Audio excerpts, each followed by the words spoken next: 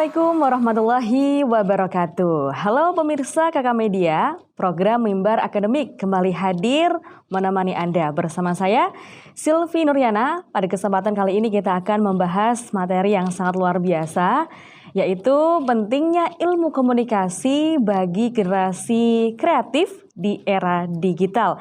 Dan tentunya bersama narasumber yang sangat luar biasa, yaitu Ibu Elida. Langsung saja kita sapa. Assalamualaikum Ibu. Waalaikumsalam warahmatullahi wabarakatuh. Kabar sehat Ibu ya? Alhamdulillah. Alhamdulillah luar biasa, sehat luar biasa ya. Semoga senantiasa sehat selalu.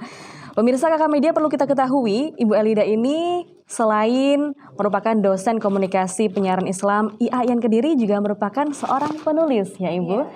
Ya, nanti kita akan berkomunikasi dan sharing bersama terkait pentingnya kreativitas dan juga keterampilan di bidang komunikasi seperti itu. Kalau berbicara mengenai di era digital seperti sekarang, tentunya kita membutuhkan kreativitas ya Ibu ya. Kreativitas, keterampilan. Kalau menurut Ibu Elida sendiri seperti apa itu untuk mempersiapkan di era yang seperti ini? Kalau saat ini ya teman-teman ya, di era digital saat ini yang mana mudah sekali ya teman-teman mau mengakses mulai dari banyak platform ya di media sosial, mulai dari mau audionya, teman-teman mau cari menggali informasi yang penting itu kan bisa melalui mungkin kalau audio ya di Spotify juga lumayan ya, ada podcast pembelajaran, terus di YouTube, terus ada lagi selain di YouTube, teman-teman juga bisa membaca platform digital yang suka baca ya teman-teman ya, daripada baca-baca pesan yang kadang nggak jelas, pesan-pesan yang gimmick, apalagi hoax, itu lebih baik kan ada banyak, ada juga bisa perpustakaan digital library, banyak sekali yang tersedia di platform media online. Jadi teman-teman jangan sampai terpacu media digital itu digunakan hanya untuk lihat-lihat outfit gitu ya, kan apalagi anak sekarang ya, mahasiswa sekarang kalau kuliah gitu biasanya kan Mbak sekarang sudah nggak kompetisi kepandaian lagi, tapi juga kadang kompetisi untuk outfit keren-keren gitu ya. Juga apalagi didukung saat ini adanya aplikasi TikTok ya Ibu ya. Dimana sekarang konten edukatif juga sudah tersedia di dalam TikTok tersebut gitu ya. Tidak hanya adu outfit saja, tapi juga adu mengenai pemikiran, keterampilan seperti itu. Dan nanti kita akan mengulik lebih jauh pemirsa ya mengenai dunia digital yang juga merupakan di era kita untuk menampilkan keterampilan kita, apalagi bagi generasi kreatif seperti kita semuanya gitu ya. Dan jangan kemana-mana, tetap di Mimbar Akademik. Baik pemirsa, masih di program Mimbar Akademik. Dan di segmen 2 kali ini kita akan membahas mengenai kreativitas ya. Langsung aja kita tanya pada Ibu Elida mengenai makna kreativitas sebenarnya itu seperti apa Ibu, kalau panjenengan mengomentari itu? Kalau menurut Ibu ya, kreativitas ini merupakan suatu hal ya, kemampuan seseorang dalam menentukan atau menemukan suatu hal yang baru yang tentunya beda. Tetapi hal baru ini bukan berarti terlalu baru banget.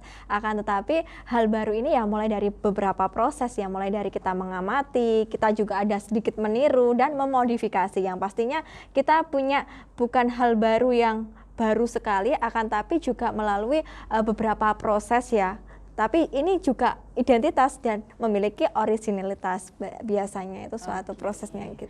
Berarti proses ATM ya Ibu ya, kalau Silvi pernah dengar itu ATM, amati, tiru, modifikasi. Betul banget ya? Benar. Oke, dan berbicara mengenai kreativitas ya Ibu ya, apakah kreativitas itu dimiliki seseorang dari lahir atau seperti apa Ibu, kalau boleh tahu nih? Ya, kalau ini dari sisi akademik, karena ini di program Mimbar Akademik, jadi Ibu menjelaskan sedikit menyinggung teori ya.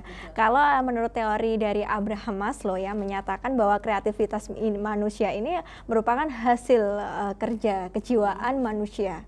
Akan tetapi kreativitas ini memang sudah sejak lahir ini sudah ada ya di dalam manusia. Akan tetapi itu harus tetap ditumbuhkan, dikembangkan dan dipupuk, karena bila mana kreativitas ini hanya dibiarkan situ saja juga ya orang ini tidak akan bisa apa-apa, bukan menjadi orang yang kreatif, bukan yang menjadi orang inovatif, akan tetapi akan menjadi seorang manusia ya yang biasa saja. Tetapi kalau dia memupuk, kan kita dari kecil juga ya, dari kecil kan ada masa yang mana ada masa usia emas 1000 hari pertama misalnya, itu harus seperti apa, kan ada ya, ada di materi pembelajaran pendidikan anak usia dini itu sudah ada. Jadi kita sejak lahir itu sebenarnya sudah ada parenting dari orang tua yang mana yang memberikan kreativitas. Akan tetapi untuk lebih ditingkatkan lagi itu kalau dari jurnal yang ibu baca ya, karena ini juga mimbar pastinya ibu juga merujuk dari jurnal yang ibu sebelumnya membaca, bahwasanya kreativitas ini juga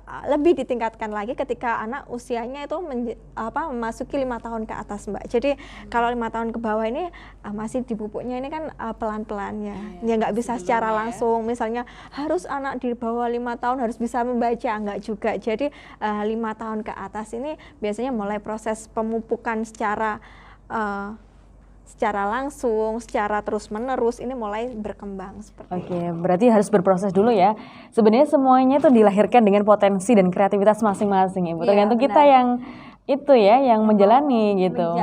Mau Betul. belajar, mau meng-create lagi bagaimana kreativitas ini akan terbentuk dan terpupuk menjadi lebih baik lagi. Karena setiap kondisi ya, ketika kita sebelum pandemi, ketika pandemi, pasca pandemi, tentunya manusia memiliki kreativitas yang berbeda-beda ya.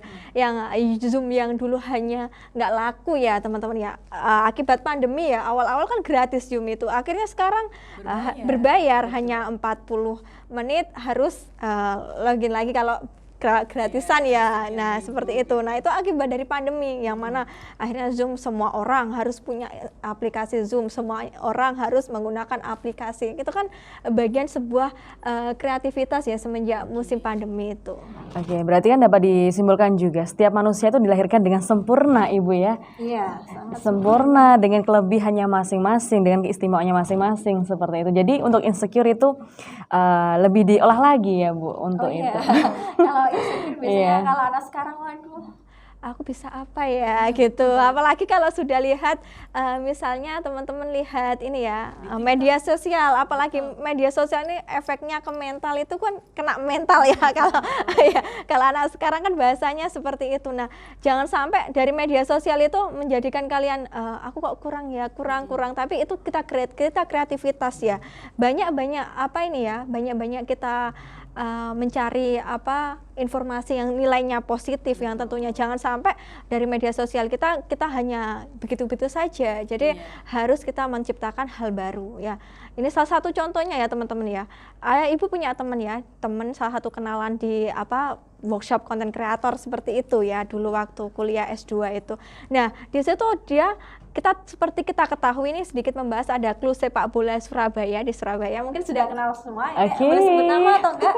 Oke, nanti untuk disensor aja Bu ya. Disensor aja ya. Oke. Ada salah satu klub sepak bola yang terkenalnya itu anarkis teman-teman ya. Nah karena dia itu pecinta sepak bola, dia akhirnya membuat suatu konten YouTube dengan sekarang followersnya sudah banyak. Nah itu dia menciptakan membuat konten-konten positif tentang penggemarnya tersebut, yang penggemar awalnya citranya negatif karena dia memiliki kreativitas, dia mengolah bagaimana klub penggemar ini tuh citranya dia juga memiliki kegiatan sosial, itu dia publikasikan menjadi vlog dan dia terkenal sekarang, lumayan terkenal lah di dalam lokal lah, lumayan itu udah ribuan mungkin subscribernya itu. Oke, berarti harus kita olah ya Bu ya, agar yang mulainya vibes-nya negatif menjadi vibes yang positif seperti itu sekali. Ya. Oke, kalau menyinggung soal kreativitas ataupun skill ya Ibu, kalau Sylvie pernah dengar itu ada soft skill dan hard skill ya. Soft skill itu kan mengenai apa Bu? Kalau boleh disinggung mengenai soft skill dan hard skill. Oke, kalau soft skill di sini ya teman-teman ya, kalau soft skill di sini lebih pada bagaimana kreativitas kita memecahkan masalah, bagaimana kita menghadapi orang, bagaimana kita merepresentasi diri kita ya, mengolah apa ya, mengkonsep diri kita. Nah, sedangkan untuk hard skill itu ya keterampilan teman-teman bagaimana mendesain, memfoto yang baik dari segi mungkin ini ada yang di blurnya agak blur gitu atau gimana ya, cara mengedit video dengan baik dan benar, menulis sesuai dengan ejaan yang disempurnakan, itu kan hard skill ya. Ini kan skill-skill yang Ibu sebutkan, ini skill yang ada di dunia komunikasi yang nggak jauh dari teman-teman di sini ya, anak-anak commerce lah ya istilahnya. Oke. Jadi perbedaannya kalau soft skill ya, soft skill itu lebih ke moral ya Bu ya? Ya bukan hanya moral sih Mbak ya, lebih pemikiran juga, lebih bagaimana memecahkan masalah ya, kreativitas, analisis ya, analisis, problem solving, terus kekritisan teman-teman dalam memecahkan masalah juga tadi ya. Yang terutama ini yang saat ini yang sedang kurang ini tingkat kritisnya ya. Kalau di kelas itu biasanya teman-teman ini juga sudah diasah sama dosen-dosennya untuk kreatif. Bagaimana teman-teman bertanya? Nah itu salah satu bagaimana kalau nggak ada masalah itu rasanya ada yang kurang gitu. Jadi teman-teman itu harus banyak bertanya supaya memecahkan menumbuhkan kreativitas teman-teman itu. Jadi seorang mahasiswa harus mencari sebuah masalah ya teman-teman ya. Iya, untuk diskusi. Ya, untuk diskusi ya, untuk membuat forum-forum akademik, forum-forum ilmiah seperti itu sangat bagus sekali. Baik. Jadi harus imbang antara soft skill dan juga hard skill. Hard skill tanpa soft skill juga agak kurang imbang seperti itu. Harus imbang antara bagaimana kita memecahkan sebuah masalah dan juga keterampilan mengenai hal-hal yang ingin didalami seperti itu ya Ibu. Oke. Nah kalau menurut Ibu Eli nih ya, mengapa sih di era yang seperti ini kita harus memiliki sebuah skill atau keterampilan? Di era sekarang ini sangat penting sekali ya, skill-skill yang kita mumpuni, apalagi kita sebenarnya komunikasi ini sangat berpotensi untuk masa depan. Karena ke depannya kan sudah nggak ada era yang konvensional, semuanya sekarang sudah digitalkan ya, mulai dari TV mulai bermigrasi ya ke TV digital. Nah sekarang semuanya sudah era digital, jadi ini menjadi peluang kita, apalagi kita sangat bersyukur untuk masuk di prodi komunikasi dan penyiaran Islam yang membahas tentunya dunia digital ini nggak lepas dari kehidupan kita ya, pastinya ini untuk kedepannya ini sangat penting ya, apalagi yang dibutuhkan ya skill ya yang nggak bisa digantikan robot ya, keterampilan kita, kekritisan kita membuat desain yang menarik itu kan sudah nggak bisa digantikan dengan robot, berbeda dengan tenaga administrasi, teknisi, itu kan masih bisa diganti oleh robot ke depannya. Tapi ketika teman-teman membuat cerita yang menarik, itu kan belum bisa. Bagaimana mengasah ya ini alur cerita, skenario, terus membuat cerita cerpen, ataupun membuat karya tulis yang menarik, membuat konten-konten yang menarik, itu nggak bisa digantikan oleh robot, oleh mesin-mesin, itu kan enggak. Jadi ini sangat penting. Makanya Ibu tekankan kadang ketika mengajar, ketika teman-teman membuat konten juga ya, itu bukan hanya sekedar bisa memfoto dengan baik, bukan sekadar hanya memvideo dengan baik, tetapi harus memiliki nilai, memiliki daya kritis dan proses-proses analisis dan riset yang mumpuni gitu ya. Selain visualnya juga bagus, value-nya juga ada Bu ya. Iya pastinya itu karena kan ada value-nya. Iya, harus mampu mengirimkan pesan-pesan kepada masyarakat yang melihatnya seperti itu ya. Oke, dan mungkin kalau membahas bagaimana sih Bu langkah-langkah agar kita sebagai mahasiswa ini memiliki keterampilan yang optimal seperti itu. Langkah-langkahnya banyak sekali ya, keterampilan ini bukan diciptakan ketika kita hanya berdiam diri di kos atau terlalu aktif, itu enggak, tapi keterampilan kita mumpuni. Seperti sekarang saat ini juga banyak ya pelatihan-pelatihan skill, teman-teman kan juga ada yang mungkin tadi Ibu bicara, Mbaknya ini tadi sudah magang ya di radio luar gitu ya, mulai belajar, ataupun mulai teman-teman mungkin yang minatnya pengen jadi pengusaha juga nggak masalah, banyak teman Ibu yang lulusan komunikasi akhirnya jadi pengusaha juga masalah. Jadi yang pertama untuk mempunyai itu teman-teman harus tahu minatnya teman-teman kemana ya, karena nggak bisa disamakan antara satu orang dengan yang lain ya Mbak ya.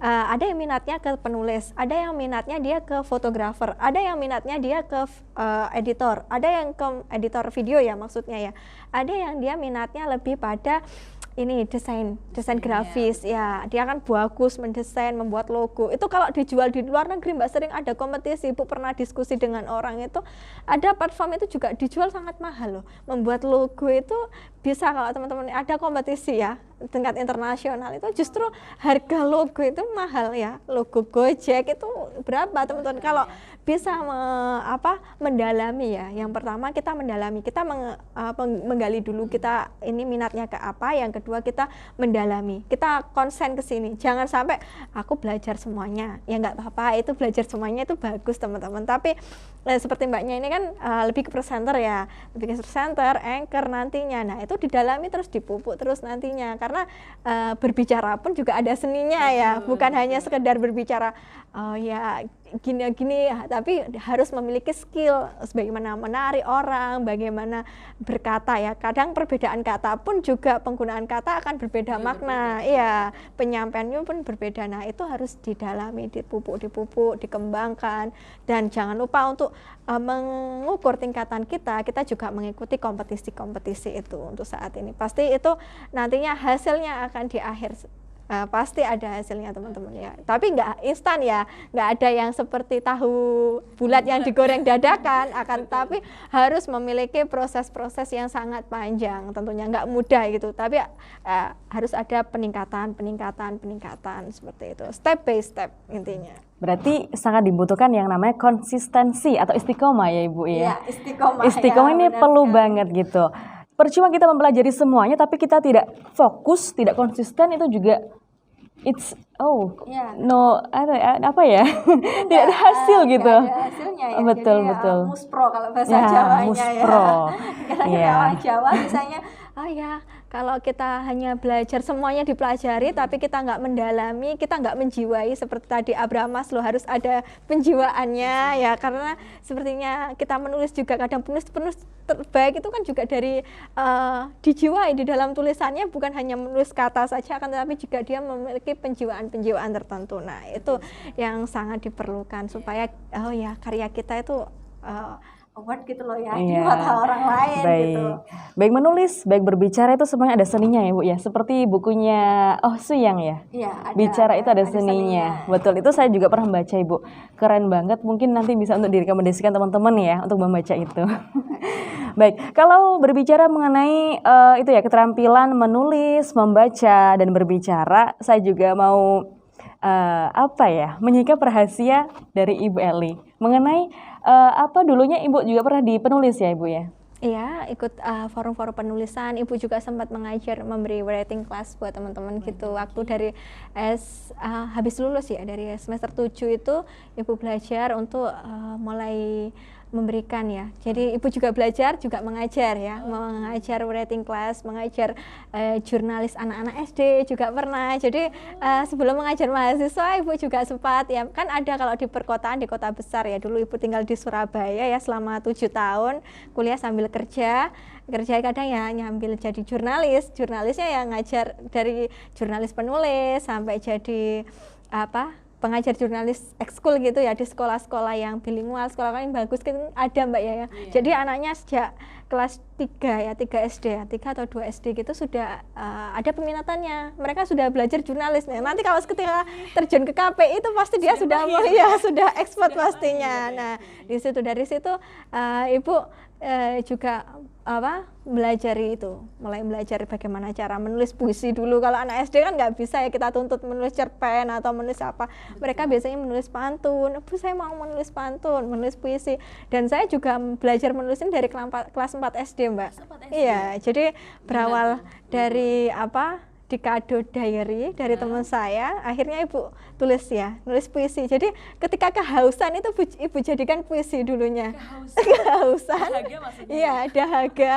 Jadi awalnya itu waktu SD itu Ibu rasa ungkapan, jadi uangnya ketinggalan, sangunya ketinggalan ya, uang sakunya itu ya ketinggalan di rumah ceritanya. Waktu itu Ibu ada kunjungan ke museum, diajak sekolah, Ibu sungkan mau pinjam ke teman-teman, akhirnya Ibu nggak beli minum, sampai rumah Ibu buat puisi kehausan judulnya. Itu salah satu yang kena. Jadi dari kelas 4 SD memang minatnya sudah ada ya dari menulis itu di puisi. Terus SMP itu nulis cerpen, dulu ada mading gitu terpampang di cerpen. Terus mulai SMA itu sempat, karena SMA lebih ke Ibu suka IT jadi agak jarang, tapi tetap setiap ibu baca itu bagaimana sering baca buku tapi ibu catetin notes yang bagus-bagus gitu.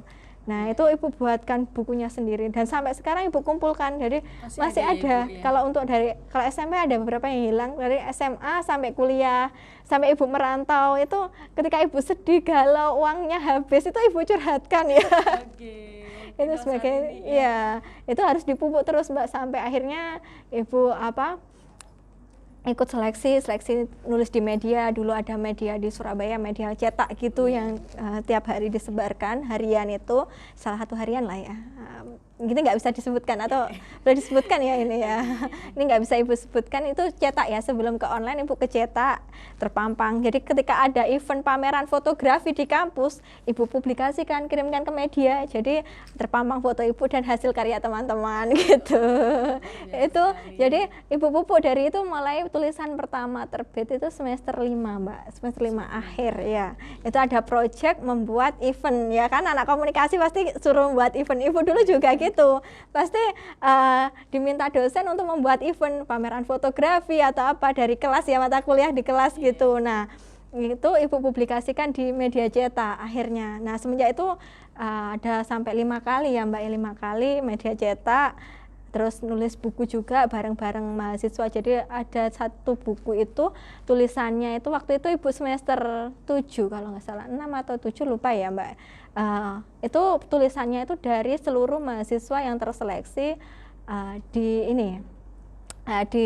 perguruan tinggi se-Jawa Timur. Jadi mulai dari ibu nulis bareng, berkompetisi dengan anak kampus-kampus yang kampus branded ya Mbak ya, yang dia pinter-pinter banget, tapi ya ibu berkompetisi di situ. Jadi teman-teman juga selain jangan sampai kita pendam sendiri seperti kata dalam tengkurap, tengkurap ya apa ya.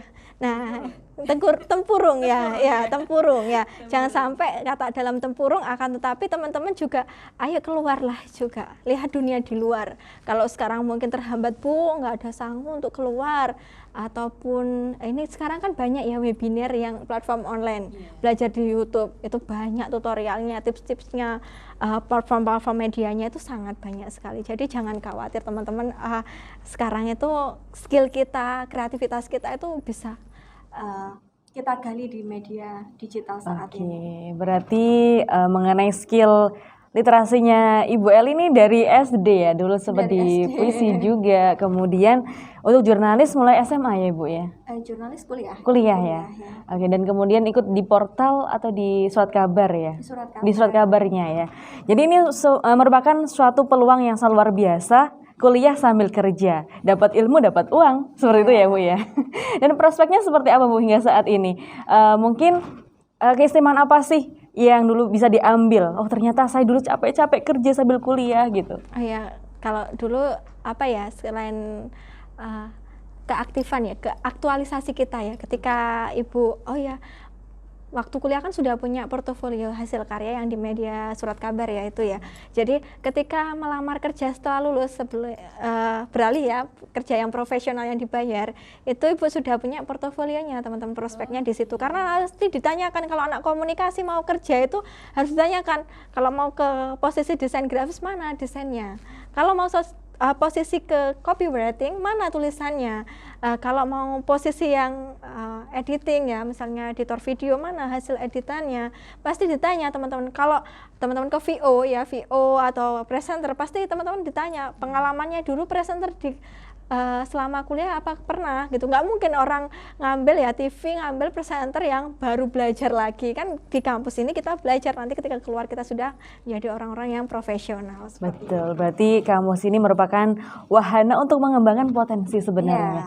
Dan apalagi kalau komunikasi Ibu, kalau menurut Sylvie juga, kalau komunikasi kan dunianya dinamis ya, pasti mengikuti perkembangan zaman. Nanti seperti apa sih membuat konten yang bagus untuk dikonsumsi masyarakat seperti itu. Iya. Dan apakah pernah Ibu ketika dulu dalam pengembangan kreativitas waktu kuliah, waktu bekerja, adakah perasaan insecure ataupun kurang percaya diri mengenai potensi-potensi yang dimiliki seperti itu?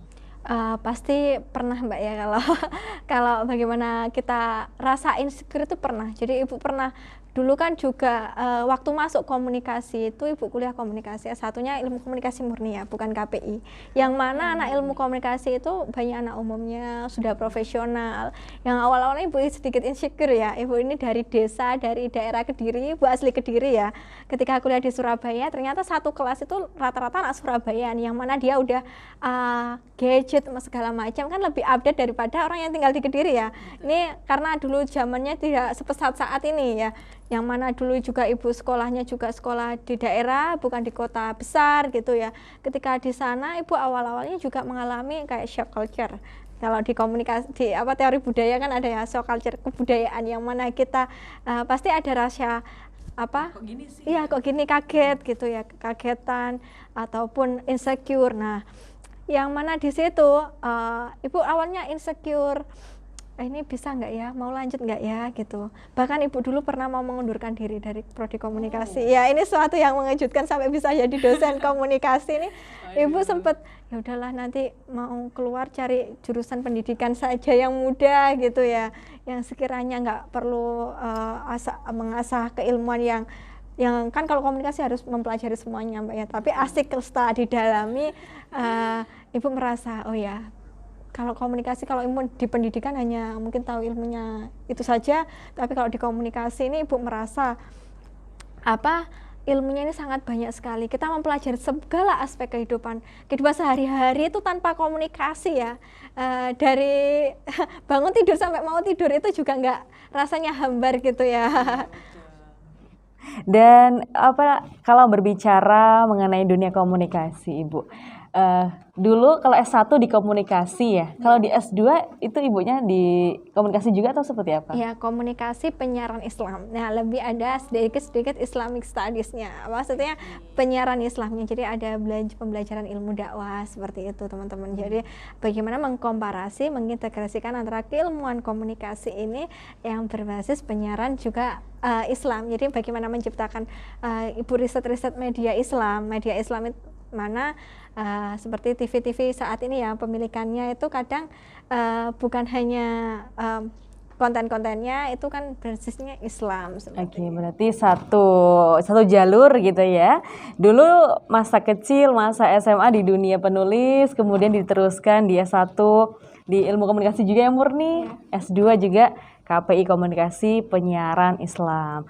Oke pemirsa, KK Media nanti akan kita kulik lagi ya mengenai keterampilan-keterampilan yang harus dimiliki generasi kreatif di era digital saat ini. Dan jangan kemana-mana, tetaplah di Mimbar Academy. Pemirsa masih di program Mimbar Academy, dan pada segmen ketiga kali ini kita akan melanjutkan perbincangan kita ya bersama Ibu Eli, dan nanti kita akan membahas mengenai seputar dunia ilmu komunikasi. Kan tadi sudah disampaikan juga bahwasanya Ibu Eli yang notabene-nya merupakan jebolan dari ilmu komunikasi juga, seperti itu. Nah, kalau menurut Ibu Eli sendiri, bagaimana ilmu komunikasi berperan dalam membentuk sebuah skill atau keterampilan bagi mahasiswanya, Ibu? Kalau di ilmu komunikasi ini kan sangat banyak sekali, beragam sekali ya apa yang kita pelajari ya. Jadi dalam membentuk skill mahasiswanya ini biasanya juga dari mata-mata kuliah yang kita pelajari kan banyak wawasannya, mulai dari kita belajar politik, mulai belajar gender, terus belajar psikologi juga kan, di komunikasi ada psikologi ya Mbak ya, ada psikologi komunikasi. Jadi segala aspek kehidupan ini kita pelajari. Nah, disitulah yang mana itu membentuk skill-skill dari diolah ya, dari mata-mata kuliah tersebut kan diolah melalui beberapa metode pembelajaran. Jadi dosen ini juga harus jelas metode pembelajarannya ya Mbak ya, kan ada namanya RPS.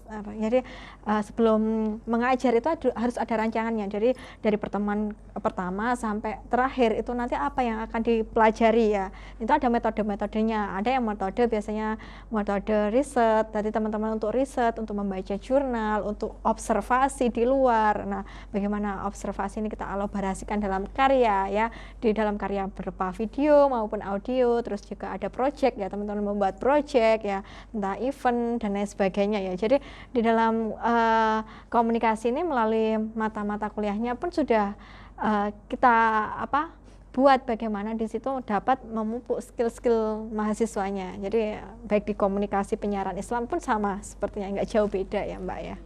Siap. Apalagi di komunikasi penyiaran Islam juga terdapat matkul seperti kayak fotografi ya Ibu ya, Iya. sinematografi Nah, seperti itu. itu kan juga di situ kan di mata kuliah kalau didalami teman-teman ya, itu kan juga bagian dalam rangka untuk memupuk skill kita.